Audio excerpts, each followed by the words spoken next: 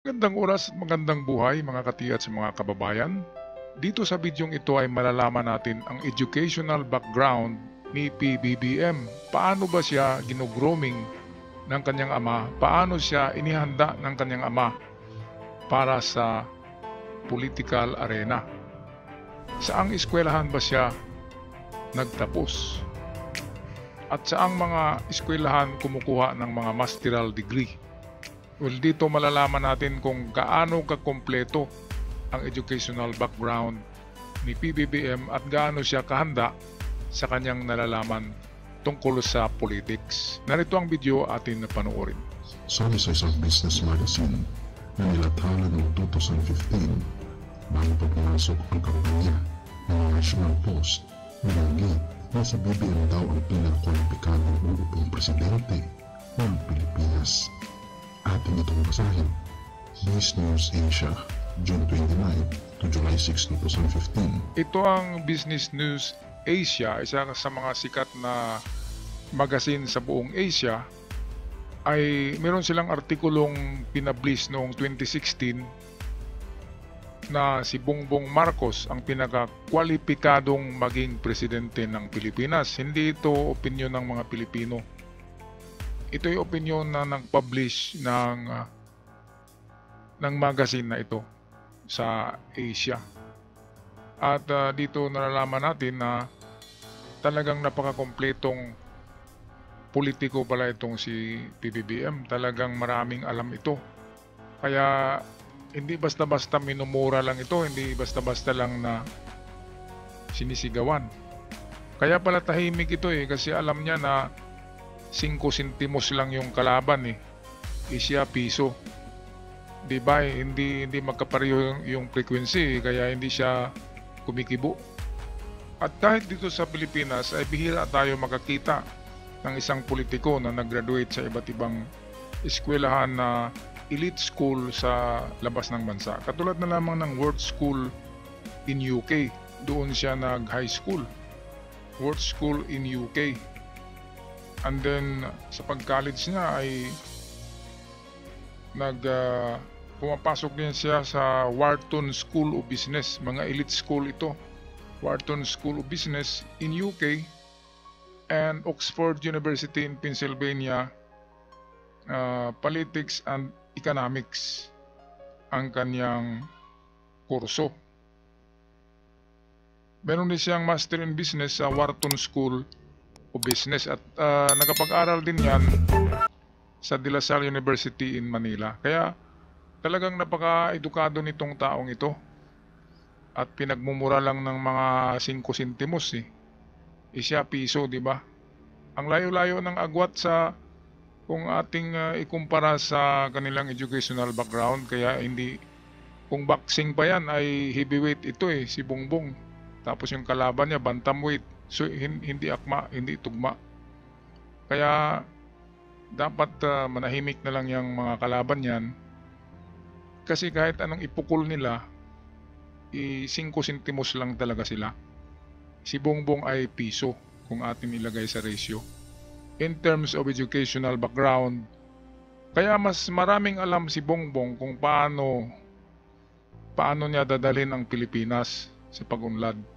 Dahil mayroong Master of Business in Wharton School of Business sa United Kingdom, hindi lang sa Pilipinas. Talagang piniprepared siya ng kanyang ama para sa mga ganitong labanan sa politiko na dapat talaga siya ay honed na tinatawag, yung talagang master sa kanyang craft. Okay, balik tayo sa video. Bongbong Marcos. From 2016, the disqualified president of the Philippines is another Marcos, Ferdinand Romualdez Marcos Jr., 57, who was trained by the best PH president and was educated at Oxford, London, and Marathon, USA. As CEO of Ilocos Norte, Ferdinand Marcos Jr. achieved energy self-sufficiency with 50 windmills, producing 150 megawatts. With rice self-sufficiency, harvest per hectare was as high as 12 tons. versus the 4 tons average, promoted cooperatives, 400 of them, and gave his people additional income from tobacco, garlic, and cash crops and tourism. Nakaupo na nga si BBM sa Malacanang bilang pang-17 presidente ng Pilipinas at hindi na ikakailang nakadikit na ang pangalang Marcos sa katalinuhan, kakayahan mo at pati na rin ang pinag-uusapang Marcos Gold. Hindi lang nakadikit tong pangalan ni Bongbong, talagang sabi ko kanina ay pinagpaaral siya ng kanyang ama sa labas para talaga world class ang kanyang pagiging leader or pagiging presidente. World class. Kasi yung pinag-aralan niya ng mga universidad ay doon din nag-aaral yung mga presidente sa iba't ibang bansa sa labas. Oxford University, Wharton School of Business, UK, World School in UK. Grabe. Grabe talaga ang paghahanda ng kanyang ama para kay Bongbong. Kaya kung ikumpara natin ito yung tinatawag na diamond na kumikinang, si PBBM. At talagang hardened. Yung kanyang alam, yung knowledge niya ay level ng knowledge ng mga presidente sa labas ng bansa. Kasi doon siya lumalaki. Sa World School in UK, 13 years old pa daw yan. Ay pinadala na doon ni FM at bumili mismo ng bahay doon sa FM sa UK para doon titira. Parang prinsipe itong si Bongbong eh. Tapos dito, sigaw-sigawan lang ng mga didishit. Kung ano-anong pinagmumura nila. Hindi nila alam kung saan galing yan eh. Anak yan ng presidente at hindi lang yan. Talagang lumaki yan na parang prinsipe. Sa UK eh. Kung nakita nyo tong damit niya doon sa UK ay talagang English eh. Merong sombrero, merong dalang tungkod. Talagang ano siya, itong edukado. Sa forma lang, edukado. Kaya kung magsalita, edukado talaga. Kasi yung kanyang mga ka-level doon sa UK ay mga anak din ng mga hari at prinsipe. Kaya tayong mga 5 sentimos lang, 1 sentimos lang, 1 sentabo lang, ay wag nating sigaw-sigawan yang si PBBM. Kasi iba ang level niya, ibang level niya. Kung sa boxing pa, tayo'y bantamweight lang, siya ay heavyweight. Yan ang katotohanan yan. Magkaiba ang frequency. Magkaiba ang level. Ibang level tong si PBBM. Hindi ito basta-basta. Kaya nga, tahimik lang. Kasi alam niya yung mga sumisigaw diyan ay wala eh. Walang kakwenta-kwenta. Okay, patuloy tayo sa video. Ngunit, ito ba kaya ang dahilan kung bakit nasabi ng isang komunista na si BBM ang pinakakwalipikado dahil sa kanyang malinto, dahil mababayaran na nito ang utang ng bansa, pati na rin mabibigyan ng pagkakataong magamit ang mga kayamanan ito para sa ikauunlad ng bansa? Yun, isa rin yun sa rason na isa sa pinakakwalipikado si PBBM. Kasi siya lang tanging mag-inherit ng mga kayamanan ng kanyang ama na nakalagay sa iba't ibang bangko. Kung may nakuha man doon, sikreto lang yun. At alam natin na itinutulong na niya ang iba dyan na pera. Tinutulong niya sa pag-unlad ng bansa, lalo na ngayon sa ating paghahanda sa giyera. Trilyones na ang ating biniling mga kagamitan sa giyera.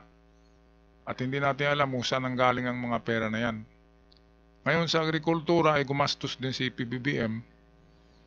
Milyon-milyon ngayon sa bawat rehiyon na kanyang binibisita, meron siyang pamimigay ng mga land title at binabayaran niya ang mga utang ng magsasaka. Yun ang kanyang agrarian reform na kanyang sinunod galing sa kanyang ama. Okay, ngayon meron tayong dalawang podcaster, itong si Michael at Emma. Ito yung mga Amerikano ito, pero nag-research talaga sila sa educational background ni PBBM. At dito malalaman natin na talagang totoo na nag-aaral yan doon ng mga masteral niya sa Oxford at Wharton School at World School in UK and in America. Kaya ito, welcome Michael and Emma sa kanilang podcast, ating pakinggan. Growing up in a palace, then fleeing into exile, only to return and become president decades later. Wow. That's the life of Ferdinand Bongbong Marcos Jr. Yeah. And today we're diving deep into how the Philippines' complex history shaped this controversial figure. It's a story that feels almost Shakespearean Right. in its drama and ambition. Total. And you're right, understanding Bongbong means understanding the Philippines itself. We've got excerpts from a podcast script Okay. focusing on his biography, so consider this your crash course in Bongbong Marcos. All right. But we're going beyond just the headlines. We're trying to figure out how this man, born into political royalty, navigated this wild path back to power. Exactly. And I think that's key here. Yeah. It's not just about the events themselves, but about the choices Bongbong made at each turn. The choices. Yeah. Okay, so let's rewind all the way back to the beginning. Okay. Bongbong was born on September 13, 1957, 1957. right into the most prominent political family in the Philippines. His dad was Ferdinand Marcos Sr., who, as you might know, was president for a whopping 21 years. Talk about a legacy to live up to. I know. And not just any legacy, one filled with both impressive achievements and some very dark chapters. Yeah. Bongbong grew up in Malacañang Palace, the official residence of the Philippine president. Well, Bongbong's education is fascinating because it highlights the family's focus on preparing him for a future in leadership. Ayan, yan ang sinabi nila na his family preparing him for future leadership. Ibig sabihin, alam na ni Apo Lakay, alam ni Imelda na talagang magiging presidente ito kasi they are preparing, they are grooming PBBM to become a great leader. Pinadala doon sa British, sa UK. Pinagpaaral doon, high school pa lang. Hindi natin yan alam. Oxford University. Merong mga nakapag-aral din ng Oxford dito sa Pilipinas na mga politiko, pero hindi kagaya ni PBBM na halos nilibot ang buong mundo. May pagka-Jose Rizal din ito eh. Kaya nga lang, binansagan na bangag. Grabe naman. Bago kayo magsalita na bangag ito, tingnan nyo muna ang educational background kung pwede bang sigaw-sigawan ito. Anak ito ng kung sa China pa, emperor. At lumalaki yan sa palasyo. At merong sariling bahay yan sa UK. Grabe. Talagang buhay prinsipe yan, si PBBM. Tapos dito sa Pilipinas, kung ano-ano lang ang pinagsasabi ng mga tao. Hindi man lang tiningnan kung ano ang pinanggalingan, di ba? Kasi tinuturo na sa bata pa lamang tayo, tinuturo na sa mga libro ng mga guro na anak ng diktador, anak ng kurap. Hindi sinabi na anak niya ng presidente, ng emperor, ng hari. Hindi sinabi na ganyan. Hindi sinabi na galing yan sa magandang background na pamilya, sa magandang background na school. Hindi, ang sinabi ay lahat na yata ng kasamaan ay tinapon na sa kanila. Kaya ngayon, yung mga sumisigaw na bangag-bangag kahit alam nila na hindi, ay akala nila ka-label nila si PBBM. Hindi natin ka-label si PBBM. Iba ang level niya ay world class. World class leader ang ka-label niya. Kaya respetado siya. Kasi alam ng mga leader sa iba't ibang bansa sa mundo na nag-aaral yan sa pinag-aralan din nila ng mga eskwelahan. Kaya respetado si PBBM. Balik tayo sa video ng dalawang podcaster, Michael and Emma. He starts at LaSalle Green Hills, a prestigious private school in Manila. But then at just 13 years old, he's sent to Worth School in the UK. Worth School. Wow. Yeah. That's a Benedictine institution known for its strict discipline. Very strict. Talk about a culture shock. Huge. Sending him across the world at such a young age. What do you make of that? I think it speaks to a calculated decision to expose Bongbong to a different world, Okay. to instill a certain level of discipline and worldliness. Right. And let's not forget, this is where he develops fluency in English, a crucial skill in Philippine politics. It's like they were grooming him for a global stage even back then. Precisely. And that theme continues with his next move, Which is it? Oxford University. Grooming, Oxford. grooming. He studies philosophy, politics, and economics the same degree as many world leaders. Ayan. But of course, there's the controversy surrounding whether he actually graduated. It's Right. something that still follows him today. And that controversy, I think, touches on something important. Okay. The role of transparency and accountability in politics. Voters deserve to know the truth about their leaders' qualifications and backgrounds. Totally. It's not just about what happened, but how it shapes perceptions and trust. Ayan ang importante. Dapat malaman natin kung ano talaga ang background ng ating mga leader. Tayo naniniwala lang sa magaling magsalita eh. Hindi natin alam ang background. Kung si Kibuloy ang magkandidato pagka-presidente, iboboto natin kasi magaling magsalita si Kibuloy. Pero tingnan natin ang kanyang pinanggalingan kung saan ang galing yan. Kasi kung kahit ano man ang bihis mo, kung ikaw ay galing sa puno ng santol, santol ka pa rin. Kung galing ka sa bayabas, bayabas ka pa rin kapag namunga ka. Kasi anak ka ng bayabas. Yan ang kasabihan sa mga matatanda. Kaya tingnan natin kung saan ang galing. Ano ang background, ano ang edukasyon ng ating mga pinuno. Kasi baka magkamali na naman tayo, kagaya ng nakaraan.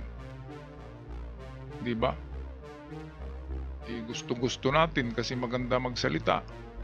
Iron fist daw. Yan nung nangyari. Mga anak nyo, mga apo nyo ay nadisgrasya, di ba?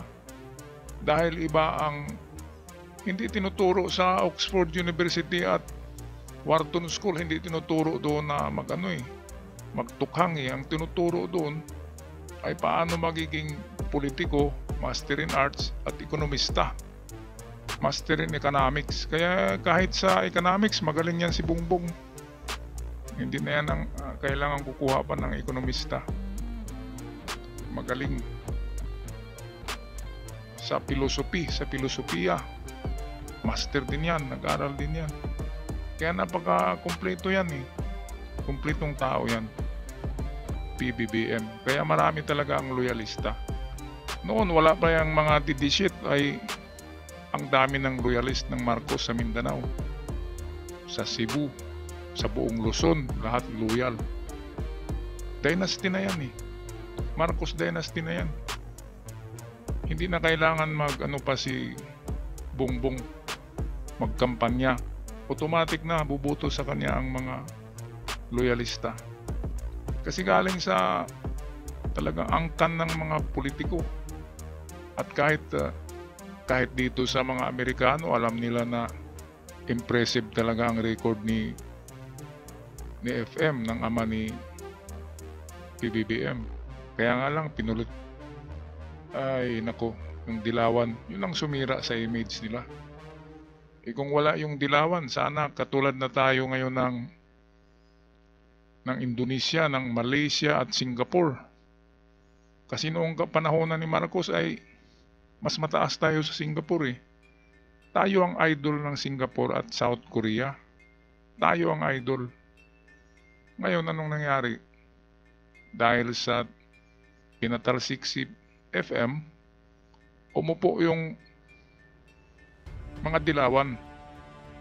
Kaya ayun, naano tayo sa Kumunoy, nahulog tayo sa Kumunoy. Okay, tapusin natin ang video with Michael and Emma. Right, and it adds this layer of mystery to Bongbong's story. Yeah. So Oxford is, let's say, allegedly under his belt. Okay. What's next? He starts an MBA at the Wharton School of Business, another elite institution. Another one. But here's where we see a clear shift from academia to active politics. Okay. He leaves Wharton early to join his father's government. So it's 1980, he's 23 years old, and what does he do? Well, Jumps right into the deep end as the vice governor of Ilocos Norte. Ilocos Norte. And if that name sounds familiar, it's because it's the Marcos family's political stronghold. This move is classic political strategy. Oh, yeah. Starting at the local level, building a base, gaining experience. Ayan. Right. It's almost like an apprenticeship for aspiring So politicians. tama si Michael at Emma na talagang hinog na si PBBM dahil sa young age niya ay nagiging gobernador na 23 years old. At ilang taon ba siya dyan sa Congress, sa Senado, bago nagiging presidente. Kaya hinog na talaga si PBBM. Okay, so kung ano man ang inyong comment sa ating comment section, yun lang sasabihin mga katiyats, mga kababayan. Ako'y magpapaalam na. Maraming salamat. At bato-bato sa langit, yung mga tinamaan, huwag magalit. Ang pikon ay talo.